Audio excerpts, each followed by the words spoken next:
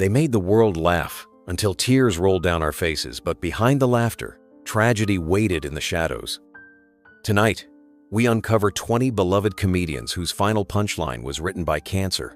Their stories will remind you how even the brightest laughter can end in silence. Number 1. Jack Lemmon. In the month of June in the year 2001, Jack Lemmon took his final breath at a hospital in Los Angeles. He was 76 years old. The cause was cancer that had spread quietly, stealing strength from the man who had once filled the world with laughter and light. News of his death rippled through Hollywood, not as a shock, but as a soft heartbreak, the kind that comes when a familiar face disappears from the screen forever. Jack Lemmon was more than an actor. He was the heartbeat of American comedy during the golden age of film. From the first time audiences saw him in Some Like It Hot, his natural charm and timing were impossible to ignore. He was sharp without being harsh, funny without ever losing warmth. His secret lay in making people laugh while letting them glimpse the sadness underneath. That duality became his signature, the blend of humor and humanity that only he could master. During the 1950s and 1960s, Lemmon rose to define the everyman on screen. He was not the leading man of impossible perfection, but the relatable figure who made failure and hope look beautifully human. In The Apartment, his subtle expressions carried the ache of loneliness mixed with tender humor. He made audiences feel seen. Critics hailed his range, and his peers respected his dedication. Each role seemed to peel back another layer of the human spirit, always anchored in truth. Off camera, his reputation matched his talent. Co-stars described him as kind, generous, and endlessly professional. He loved golf, conversation, and the challenge of every new character. Even as his body weakened, his commitment never did. Those who worked beside him said he never stopped chasing honesty in his art, never stopped trying to make others smile. When Jack Lemmon died, Hollywood paused to remember. His death marked not only the end of a life, but the fading of an era where laughter carried sincerity and class. Networks replayed his movies, fans filled forums and letters with gratitude, and his voice, gentle, witty, timeless, lingered on. Which of Jack Lemmon's performances left the strongest mark on you? Share your favorite memory in the comments below, and let the laughter he gave the world live on. Number 2. Jackie Gleason. In the month of June in the year 1987, Jackie Gleason passed away at his home in Lauderhill, Florida. He was 71 years old.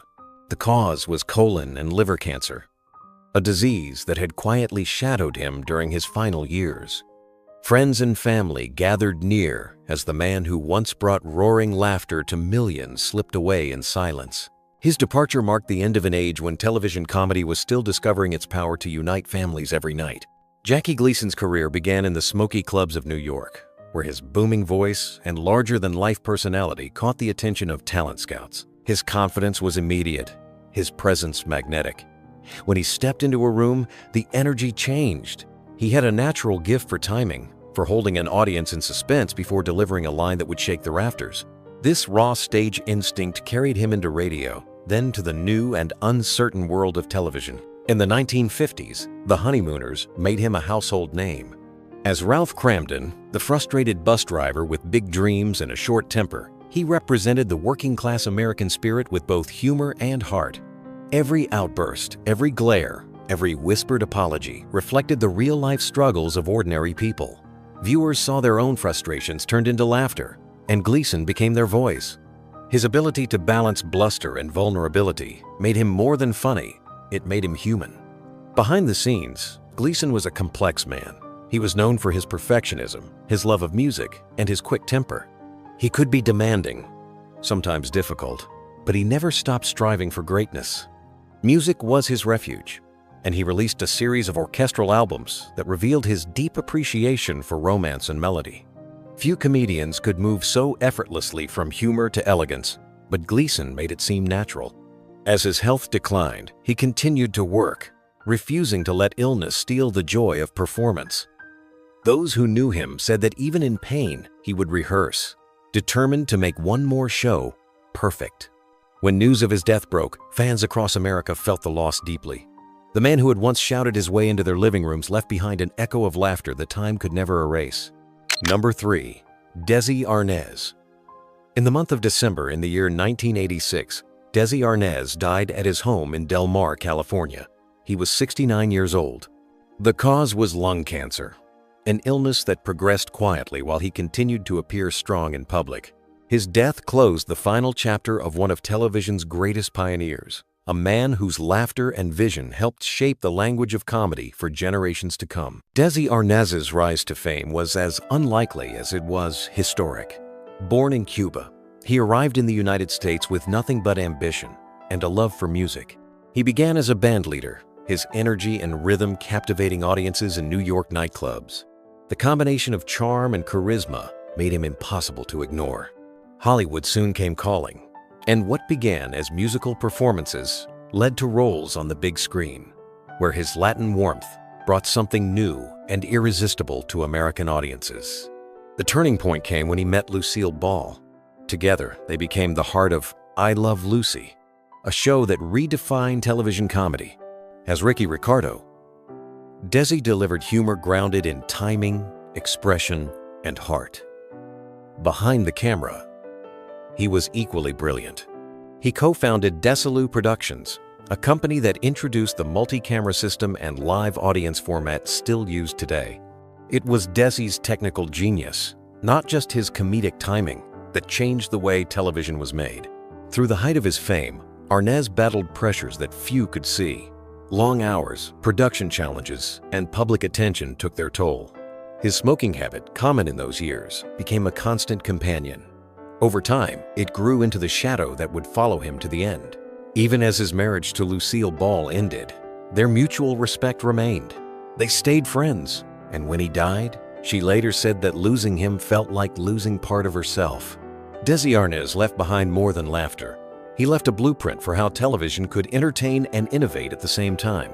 His influence can still be felt in every sitcom filmed before a live audience, every moment when family humor meets heartfelt emotion. His story stands as proof that behind every great laugh, there is often a dreamer who dared to believe in something new. Number 4. Don Knotts. In the month of February in the year 2006, Don Knotts passed away at the Cedars-Sinai Medical Center in Los Angeles. He was 81 years old. The cause was complications related to lung cancer, a condition he had fought quietly for years. His death marked the end of a comic legacy built on nervous charm, sharp timing, and an unmatched gift for making awkwardness lovable. Don Knotts first captured national attention in the early days of television when he joined The Steve Allen Show. His anxious gestures, wide eyes, and quivering voice created a character unlike anyone else on screen. When he stepped into the role of Deputy Barney Fife on The Andy Griffith Show, he became a cultural icon. The thin, fidgety deputy, who tried so hard to appear brave, became a symbol of endearing imperfection. Viewers adored him because they saw themselves in his blunders. Every tremble and every exaggerated expression hid a deep understanding of human vulnerability. His performance earned him 5 Emmy Awards and lifelong admiration from audiences. Andy Griffith himself often said that no one could make fear and pride so funny at the same time. Off-screen, Knotts was gentle and shy, the opposite of the frantic characters he played. He preferred quiet nights, reading, and the company of close friends. Yet when cameras rolled, something magical happened. His energy would fill the room, and laughter followed naturally. During the 1960s and 70s, Knotts expanded his career into film, starring in comedies like The Incredible Mr. Limpet and The Ghost and Mr. Chicken. His characters were always a little frightened, a little lost, but always determined to do the right thing. That blend of humor and heart defined his work and made him one of Hollywood's most beloved comedians. As the years passed, his health began to decline, but his spirit never did. Even in his final appearances on television, his smile carried the same warmth that had once filled living rooms across America. When he died, tributes poured in from co-stars, comedians, and generations of fans who had grown up laughing with him. Don Knotts left behind not just memorable performances, but a reminder that laughter, even when trembling, can be a form of courage. Which Don Knotts moment still makes you smile today? Share your favorite memory in the comments and celebrate the joy he brought to the world. Number 5. Gilda Radner. In the month of May in the year 1989, Gilda Radner died at the Cedars-Sinai Medical Center in Los Angeles. She was 42 years old. The cause was ovarian cancer, a disease that had spread despite years of treatment and quiet hope. Her death came too soon, cutting short the life of a woman whose laughter had redefined what it meant to be funny on live television. Gilda Radner rose to fame as one of the original cast members of Saturday Night Live in the 1970s. Her energy, wit, and fearlessness made her a standout from the very first episode. She created unforgettable characters like Roseanne Rosanna, Emily Litella, and Baba Wawa, each one capturing the absurdities of modern life with both humor and empathy. Audiences saw not just comedy but honesty. Her performances were filled with heart, as if she was laughing at life's pain before it could hurt too much. Behind her joyful presence was a woman of deep sensitivity. Gilda struggled with insecurity, illness, and the pressures of fame. Yet she turned that struggle into connection, showing that humor could heal as much as it could entertain. Her marriage to actor Gene Wilder became one of Hollywood's most beloved love stories. Together they worked, laughed, and faced her illness with courage and grace. When she was diagnosed with cancer, she refused to let it define her, saying she wanted to live fully, not just survive. Even during treatment, she continued to write and speak openly about her experience, hoping that others would find strength in her story. Her memoir, It's Always Something, published shortly before her death, revealed her humor and resilience in the face of unimaginable fear. It inspired many to confront illness with honesty and spirit. When news of her death broke, tributes came from every corner of the entertainment world. Former castmates gathered to remember her as more than a comedian. They called her a light, a soul who made everyone around her better. Saturday Night Live aired a special in her memory, replaying her sketches that still drew laughter through tears. Gilda Radner's legacy endures not just in her comedy, but in her courage, proving that laughter can remain even when life itself begins to fade. Number 6. Bea Arthur.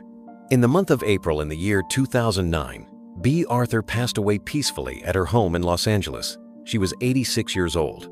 The cause was cancer, a battle she faced privately, surrounded by close friends and family. Her death marked the loss of one of television's sharpest and most commanding comedic voices, a woman whose wit could silence a room and then fill it with laughter seconds later. Bea Arthur's career spanned more than 5 decades, beginning on the stage before she conquered television. She first rose to prominence in the 1970s with the groundbreaking sitcom Maude. Her portrayal of the outspoken, independent Maude Findlay challenged traditional ideas of womanhood, politics, and family life. Her timing was flawless, her delivery dry, and devastatingly intelligent. Audiences loved her for saying the things others were afraid to speak aloud. She became a symbol of courage wrapped in sarcasm, showing that comedy could be both funny and fierce. In the 1980s, Bea Arthur reached a new generation of fans through The Golden Girls. As Dorothy Zbornak, she embodied strength, wit, and compassion. The show's mix of humor and heart gave her a place in television history, and her chemistry with co-stars Betty White, Rue McClanahan, and Estelle Getty created moments that still feel timeless. The show dealt with loneliness, aging, and friendship, but Bea's dry one-liners always landed with perfect weight, reminding everyone that humor could survive anything. Off-screen, Bea Arthur was known for her privacy and quiet generosity. She used her success to support causes close to her heart, especially those helping homeless youth in the LGBTQ community. She carried herself with dignity and never sought attention beyond her work. Those who knew her described her as intelligent, kind, and loyal, but also fiercely protective of her craft. As her health declined, she withdrew from public life, but remained in the thoughts of fans and friends who loved her. When she passed away, tributes poured in from around the world. The lights of Broadway dimmed in her honor, and television networks replayed her most memorable episodes. Bea Arthur's voice may have fallen silent, but her laughter, her boldness, and her legacy continue to echo through every clever line she ever delivered. Number 7. Andy Kaufman. In the month of May in the year 1984, Andy Kaufman died at the Cedars-Sinai Medical Center in Los Angeles. He was 35 years old. The cause was lung cancer, a shocking diagnosis for a man who had never smoked. His death left fans and colleagues stunned, unsure at first whether the news was real or one last elaborate prank. For years, his comedy had blurred the line between performance and reality so completely that even his passing seemed like part of the act. Andy Kaufman was not a traditional comedian. He did not tell jokes in the usual sense. He created moments confusing, hilarious, sometimes uncomfortable, that forced audiences to question what they were watching. He first gained national attention on Saturday Night Live, performing as the awkward foreign man lip-syncing to the Mighty Mouse theme. The bit was strange, simple, and unforgettable. Soon he became a fixture on talk shows, where he often turned interviews into surreal theater. His role as Latka Gravis on the sitcom Taxi made him a household name, but fame never seemed to interest him. He preferred the tension of live reaction, the unpredictability of human emotion. His performances could shift from sweetness to hostility in seconds. One night he might read Time's The Great Gatsby, times aloud until the audience left, and the next he might stage a wrestling match against women, all to test how far humor could go before it stopped being funny. Critics called him brilliant, confusing, or insane, sometimes all at once. Behind the performance, Kaufman was thoughtful and disciplined. He saw comedy as art, not entertainment. Friends said he lived in constant pursuit of truth through absurdity, never satisfied with an easy laugh. When he fell ill, many assumed it was another act. Even close friends hesitated to believe him. Only when he grew visibly weak did the truth set in. He faced his illness quietly, away from the spotlight, still insisting that life itself was the greatest performance of all. When Andy Kaufman died, the world lost one of its most mysterious artists. His influence continues to shape comedy, inspiring generations of performers to take risks and challenge expectations. Which Andy Kaufman moment do you still think about today? Share it in the comments and keep his daring spirit alive. Number 8. Peter Boyle. In the month of December in the year 2006, Peter Boyle passed away at New York Presbyterian Hospital. He was 71 years old. The cause was multiple myeloma, a form of blood cancer, complicated by heart disease. His death closed a career that had spanned more than 4 decades and had given the world one of the most memorable faces in both film and television comedy. Peter Boyle's journey to acting was anything but ordinary. Born in Pennsylvania, he served as a monk for several years before leaving the monastery to pursue a different calling. That decision led him to the theater, where his powerful presence and deep voice caught the attention of casting directors. His early breakthrough came in the film Joe in 1970, a dark social drama that showed his intensity as an actor. But it was his ability to move effortlessly between drama and comedy that made him unforgettable. In the 1970s, he appeared in Mel Brooks's Young Frankenstein, playing the monster with a mix of absurdity and tenderness that turned horror into hilarity. The role became one of the most beloved in comedy cinema. Audiences were surprised by his gentleness beneath the heavy makeup, and fellow actors admired his fearless physicality. He could make a single grunt or gesture speak louder than any line. Television later brought him a new wave of fame. As Frank Barone in Everybody Loves Raymond, Peter Boyle became a household name again, this time as the grumpy but endearing father. His delivery was razor sharp, and his chemistry with the rest of the cast helped turn the show into one of the most successful sitcoms of its time. Even while battling illness, he continued working, rarely missing an episode. His professionalism and humor never faded, even as his strength did. Behind the camera, Boyle was quiet and thoughtful, a man of principle and deep faith. He was known for his kindness, his mentorship of younger actors, and his love for storytelling. When he died, his colleagues spoke of his courage and generosity, remembering him not only as a performer but as a friend. Peter Boyle's legacy endures in the laughter he created and the humanity he brought to every role he played. Number 9. Madeline Kahn. In the month of December in the year 1999, Madeline Kahn died at her home in New York City. She was 57 years old. The cause was ovarian cancer, a disease she had battled privately while continuing to work until her final months. Her passing silenced one of the most brilliant comedic voices of her generation, a woman whose timing, intelligence, and musical grace made her a singular force in both film and theater. Madeline Kahn first rose to prominence in the early 1970s, after years of performing in cabaret and stage musicals. Her expressive face, perfect pitch, and sharp wit made her instantly stand out. Director Mel Brooks quickly recognized her rare blend of elegance and absurdity, casting her in Blazing Saddles and Young Frankenstein. In both roles, she was magnetic, gliding between seduction and slapstick with effortless precision. Her ability to make every line sound spontaneous gave each character depth beyond the joke. Throughout her career, Khan brought sophistication to comedy. She could play foolish without ever seeming unaware, balancing intelligence with chaos in a way few performers could. In Paper Moon and What's Up, Doc?, she displayed the same mastery, turning supporting roles into scene, stealing performances. Her versatility extended to the stage, where she earned Tony Award nominations for her work in musical theater. Audiences adored her ability to sing, stumble, and sparkle in equal measure. Behind her, brilliance was a quiet and private nature. Those who worked with her described her as gentle, deeply thoughtful, and sometimes shy. She was known for her perfectionism and her respect for craft, often rehearsing endlessly to make each movement and tone feel natural. As her illness advanced, she continued acting, appearing in television shows such as Cosby, even while enduring treatment. Her strength and professionalism inspired those around her, though few knew the full extent of her struggle. When news of her death spread, colleagues from film and Broadway spoke of a loss that felt personal. She had made audiences laugh, but she had also taught them that comedy could be graceful, musical, and full of heart. Madeline Kahn's performances remain alive in memory, shimmering with the rare combination of beauty, intelligence, and joy that defined her life and career. Number 10.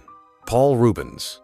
In the month of July in the year 2023, Paul Reubens passed away in Los Angeles after a private 6-year battle with cancer. He was 70 years old. His death came as a surprise to many, as he had chosen to keep his illness secret, continuing to work and create even as his health declined.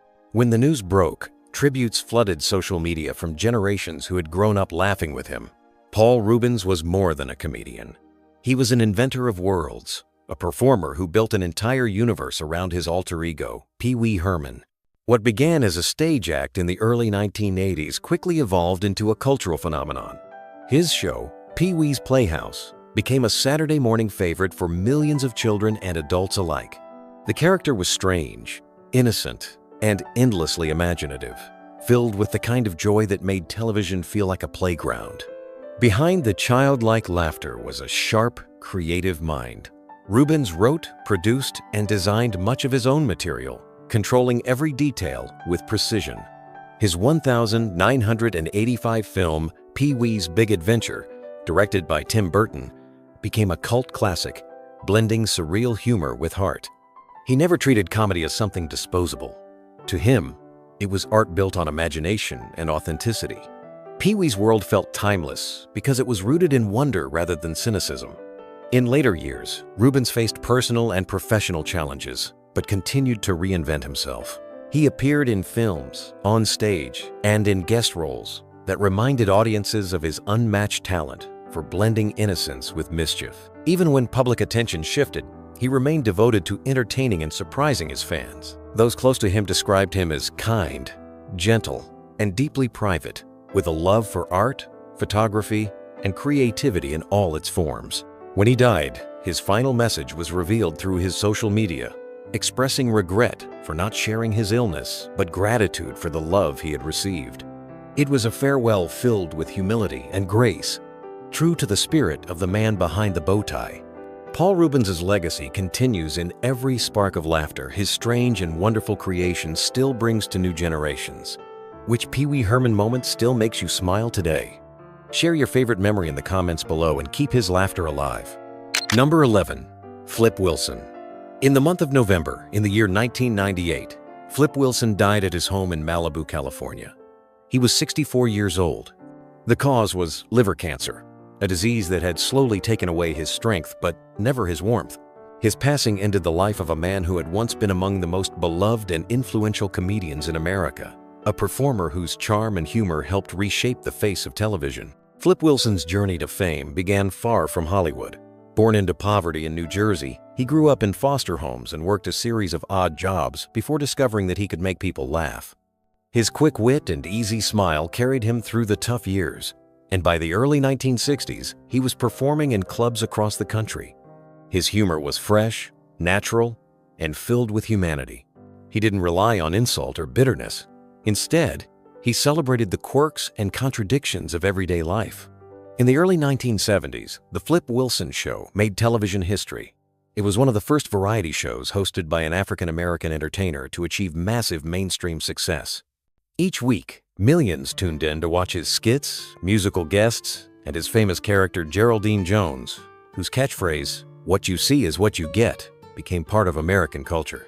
Wilson's humor bridged racial divides, bringing people together through laughter rather than controversy. His relaxed style made audiences feel welcome, as if he were an old friend visiting their living room. Behind the scenes, Wilson was thoughtful and quiet. Fame never seemed to change him. He valued privacy, spent time with family, and enjoyed the peace of everyday life. As years passed, he stepped away from the spotlight to focus on raising his children and living simply. Though he made occasional returns to television, he seemed content knowing his mark had already been made. When he died, the entertainment world paused to remember the man who had broken barriers with grace and humor. Comedians who followed credited him with opening doors and proving that kindness could be powerful in comedy. Flip Wilson's laughter was gentle but lasting, echoing long after the stage lights dimmed and leaving behind a legacy built not on noise, but on joy. Number 12. Bud Abbott. In the month of April in the year 1974, Bud Abbott died at his home in Woodland Hills, California. He was 78 years old. The cause was cancer, a disease that slowly weakened the body of a man whose sharp wit and perfect timing had once set the rhythm of American comedy. His death closed a chapter in Hollywood history, one written in laughter, wordplay, and the unmatched chemistry of a legendary duo. Bud Abbott began his career on the vaudeville stage, working as a straight man to various comics before meeting Lou Costello. Their partnership would become one of the most successful in the history of entertainment. Together, they created a language of comedy built on confusion, rhythm, and speed. Their famous "Who's on First" routine remains a masterpiece of timing and structure, studied by comedians and actors even decades later. Abbott's calm authority against Costello's frantic energy created a perfect balance that defined their act. Through the 1940s and 1950s, Abbott and Costello dominated radio, film, and early television. They brought laughter to audiences during the difficult years of war and recovery. Their movies, filled with slapstick chaos and sharp dialogue, offered escape and joy. While Costello often received the bigger laughs, insiders knew it was Abbott's precision and discipline that made the partnership work. He was the anchor, the rhythm, the unseen force that held the joke together. Behind the spotlight, Abbott was known for his professionalism and loyalty. He managed the business side of their work, negotiated contracts, and guided their career through the rise and fall of changing tastes in entertainment. He also carried the burden of their financial troubles later in life, after the duo split and the fame faded. His health declined, but he remained proud of their accomplishments and the laughter they had brought to millions. When he died, tributes came from across the industry. Fellow comedians credited him as one of the finest straight men ever to grace a stage. His timing and generosity had allowed others to shine, a rare quality in show business. Bud Abbott's legacy endures as half of one of the greatest partnerships in comedy, proof that sometimes the quietest voice on stage is the one that makes the world laugh the loudest. Number 13. Norm Macdonald. In the month of September in the year 2021, Norm Macdonald died in Los Angeles after a private 9-year battle with cancer. He was 61 years old. His death came as a shock to the comedy world because he had never spoken publicly about his illness. Friends and fans learned of it only after he was gone, and the silence he had kept about his struggle became as defining as his unique voice in comedy. Norm Macdonald was born in Canada and began performing stand-up in small clubs before making his way to the United States. His dry tone, sharp pauses, and deadpan delivery made him stand apart from other comedians. He had a way of turning ordinary stories into philosophical riddles wrapped in jokes, leaving audiences unsure whether to laugh or think. When he joined Saturday Night Live in the 1990s, his brand of humor found the perfect stage. As anchor of Weekend Update, he delivered the news with a smirk that hid both truth and rebellion. His refusal to follow trends or soften his edge made him one of the show's most distinctive voices.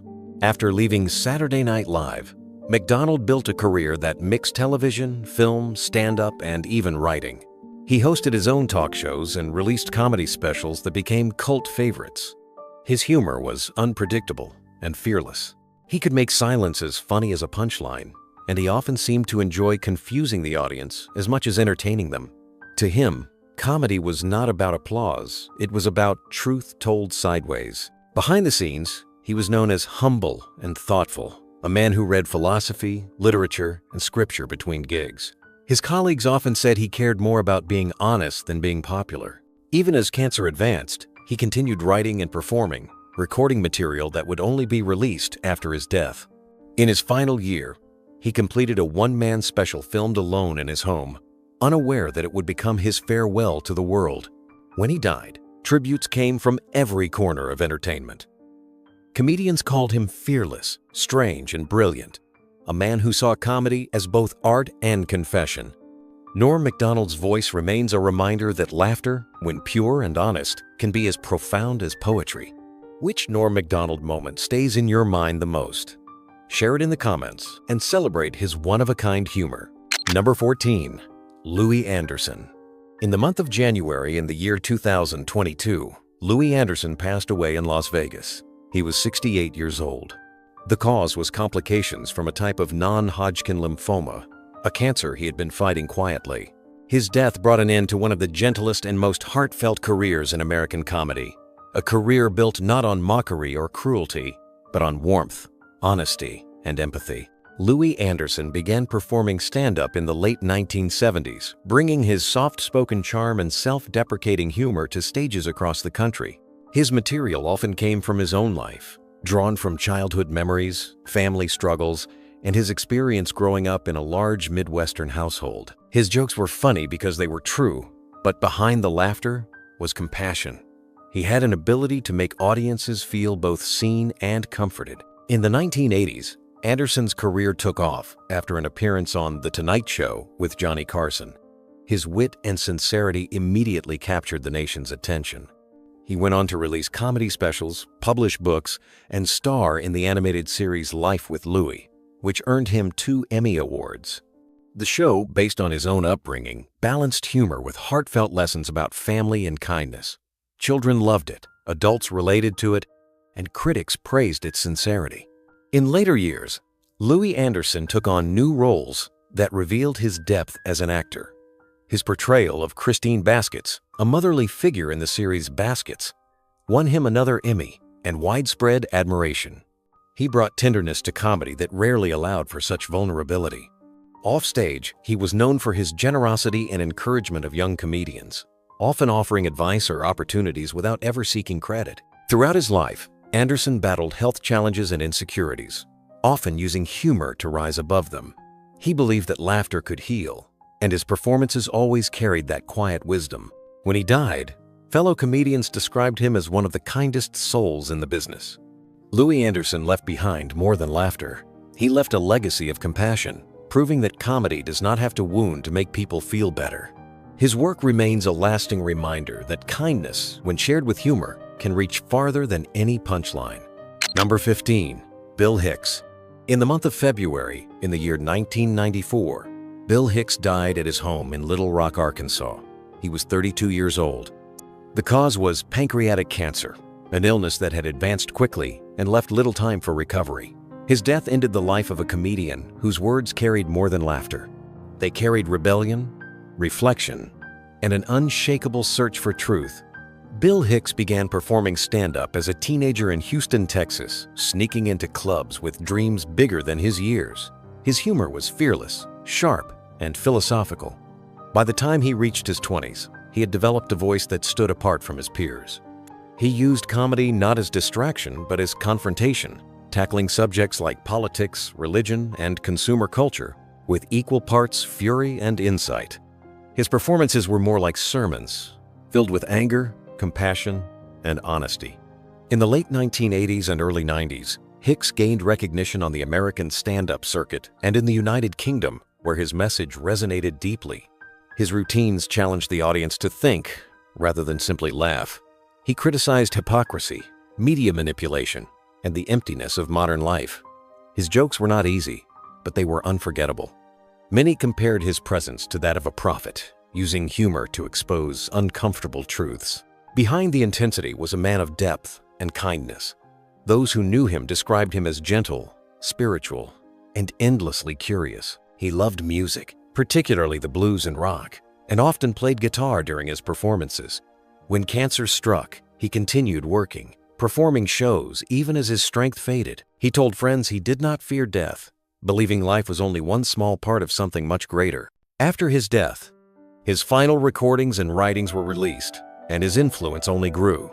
Comedians, musicians, and thinkers cited him as an inspiration, calling him the conscience of modern comedy. His words still circulate, quoted in documentaries, and shared by those who see humor as a way to wake the world up. Bill Hicks's career was brief, but his impact remains immense. His laughter carried both fire and light, reminding everyone who listened that truth, no matter how painful, could still be beautiful. Number 16. Robert Guillaume. In the month of October in the year 2017, Robert Guillaume passed away at his home in Los Angeles. He was 89 years old. The cause was complications from prostate cancer, a condition he had managed for several years with quiet dignity. His death brought an end to a remarkable career that broke barriers and reshaped how Black performers were seen in comedy and television. Robert Guillaume's rise to fame began on the stage, where his commanding presence and powerful voice made him a standout in musical theater.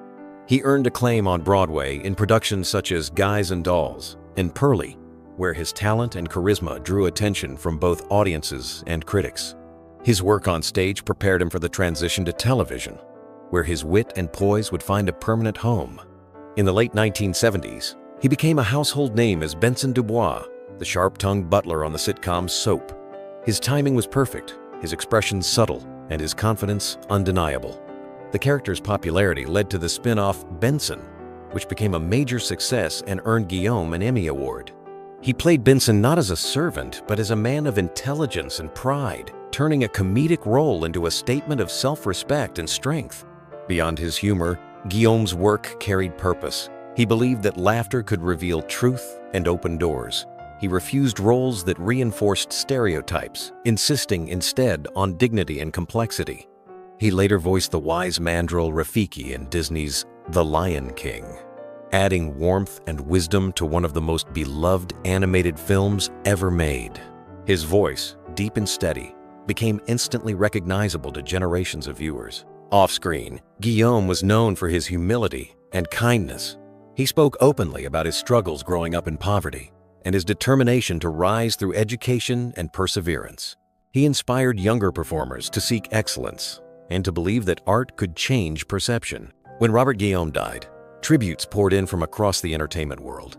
Colleagues remembered him as a pioneer and a gentleman, a man who carried humor with grace and courage. His legacy continues in every actor who uses laughter not just to entertain, but to elevate. Which Robert Guillaume performance left the greatest impression on you? Share your thoughts in the comments and honor his enduring brilliance. Number 17. Bob Einstein. In the month of January, in the year 2019, Bob Einstein died at his home in Indian Wells, California. He was 76 years old.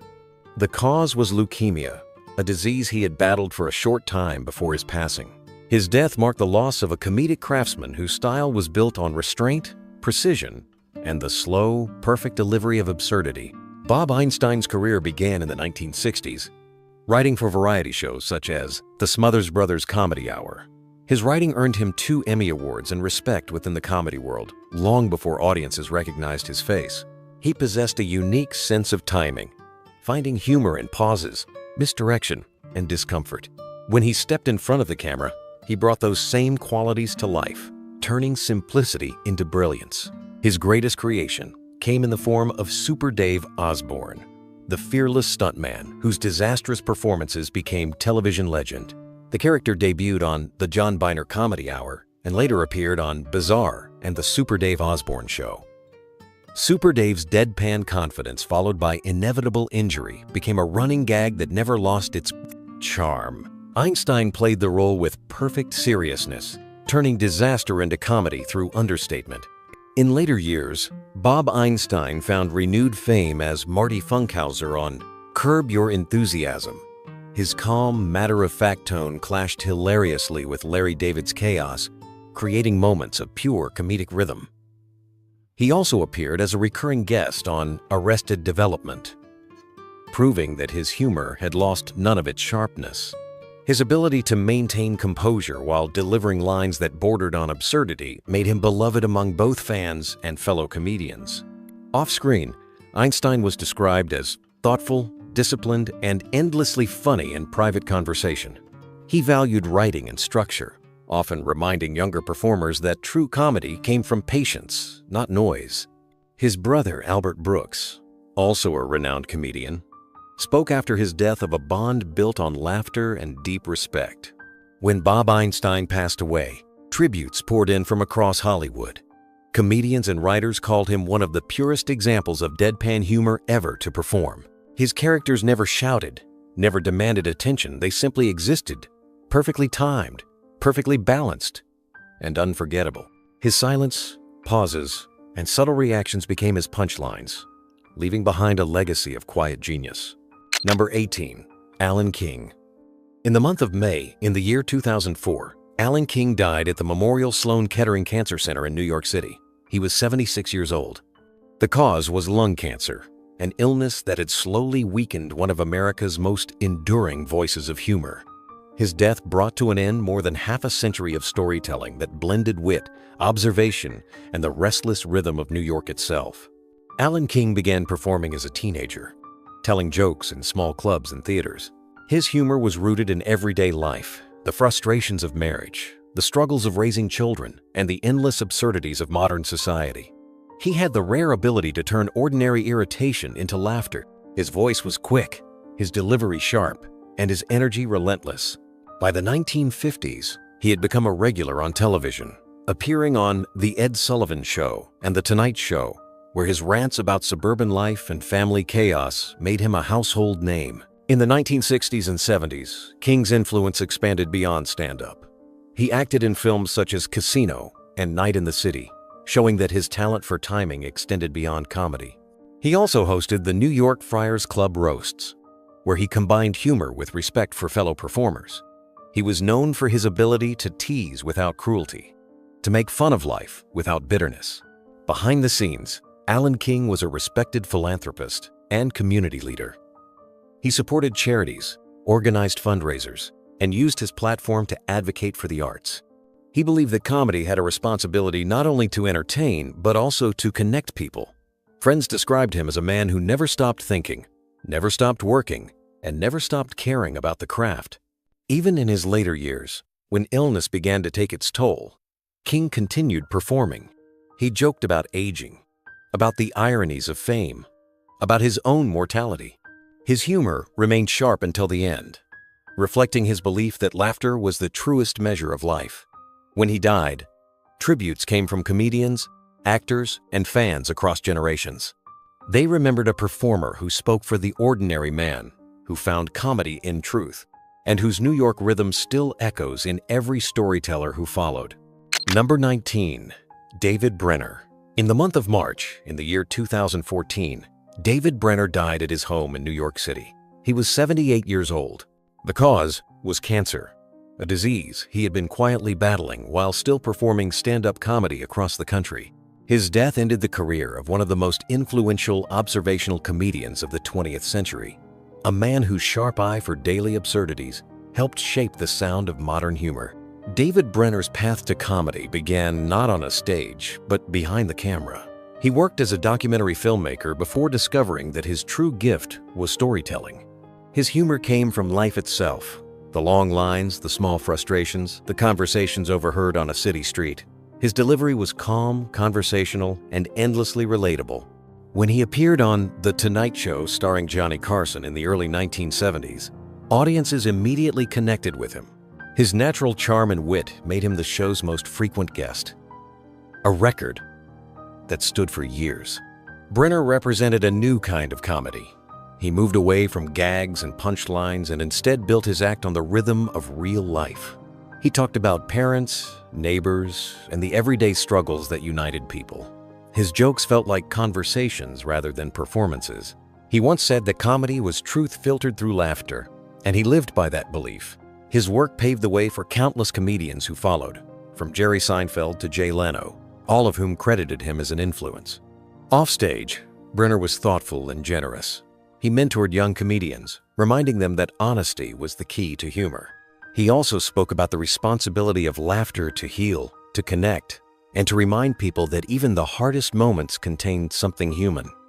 In his later years, despite illness, he refused to retire. He continued touring, bringing laughter to audiences who had grown up with him and to younger fans discovering him for the first time. When David Brenner died, tributes came from across the comedy world. Fellow performers remembered him not only for his brilliance, but for his kindness. His voice, steady and warm, had turned ordinary life into art. His influence lives on every time someone finds humor in the simple act of being alive. Which David Brenner moment still makes you laugh today? Share it in the comments and celebrate the storyteller who made everyday life unforgettable. Number 20. Charlie Murphy. In the month of April, in the year 2017, Charlie Murphy died at a hospital in New York City. He was 57 years old. The cause was leukemia, a battle he had kept private until the end. His death left fans around the world mourning the loss of a storyteller whose honesty, confidence, and fearless humor had made him a legend in his own right. Charlie Murphy's path to fame was long and unpredictable. Before stepping into comedy, he served in the United States Navy and worked behind the scenes in the entertainment industry. His breakthrough came in the early 2000s with Chappelle's Show, where his true Hollywood story sketches became instant classics. His retelling of Wild Nights with Prince and Rick James captured audiences with their blend of truth, exaggeration, and perfect comedic rhythm. He had a storyteller's gift, the ability to turn chaos into laughter while keeping his cool demeanor intact. While his younger brother Eddie Murphy was already one of the biggest names in comedy, Charlie carved out his own space through grit and originality. His humor was raw, reflective, and rooted in real experience. He spoke about fame, struggle, and the lessons life had forced him to learn. His stand-up performances were filled with energy, mixing street wisdom with self-awareness. Fans admired his strength, both as a performer and as a man who had lived through pain without losing his sense of humor. Off stage, he was respected for his discipline and humility. He was devoted to his family and his craft, often describing comedy as a calling rather than a career. Even while undergoing treatment for cancer, he continued to perform, refusing to let illness define his final years. His last projects, filmed shortly before his death, showed the same energy and conviction that had guided him from the start. When Charlie Murphy passed away, tributes came from across the entertainment world. Friends and fans remembered him as a man who spoke the truth, whether it was funny or uncomfortable. His laughter carried strength, his words carried heart, and his presence still echoes in the culture he helped shape. If you love stories of the legends who made us laugh, make sure to subscribe for more. Thank you for watching, and we'll see you in the next video.